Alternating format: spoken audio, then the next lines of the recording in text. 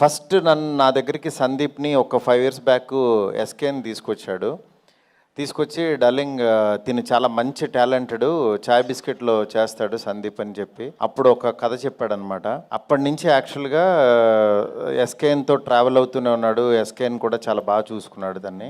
దాని తర్వాత వేరే సినిమాలు చేద్దామని అనుకున్నాం. మళ్ళీ ఈ సినిమా కథ చెప్పిన తర్వాత అంటే ఒక కథ కోసం ఒక క్యారెక్టర్ కోసం కథలు పుడతాయి, కానీ ఇతని కథ పుట్టింది మాత్రం రోషన్ను చూశాకో ఏదో తెలీదు.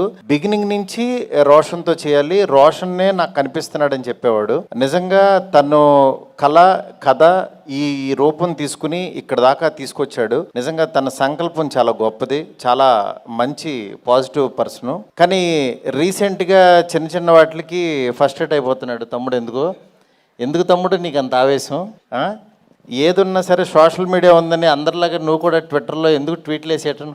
ఒకటి గుర్తుపెట్టుకో తమ్ముడు, పెద్దవాళ్ళ దగ్గరికి వచ్చినప్పుడు యాక్చువల్గా వాళ్ళు నిజంగా బాలయ్య బాబు గారు మన దగ్గరికి రావటం నీ అదృష్టం. ఎందుకంటే ఆయన రాబట్టి యాక్చువల్గా నీ మోగ్లీ సినిమా ఇంకా చాలా మందికి తెలియని వాళ్ళకి కూడా తెలిసింది, లేకపోతే మన సినిమాకి కొంతమంది వరకు తెలిసేది, అంటే దాంతోపాటు వస్తుంది అని. అందువల్ల ఎందుకు ఈ మాట అన్నానంటే, శంకర్ దాదా ఎంబీబీఎస్తో పాటు ఆనంద్ సినిమా వచ్చింది.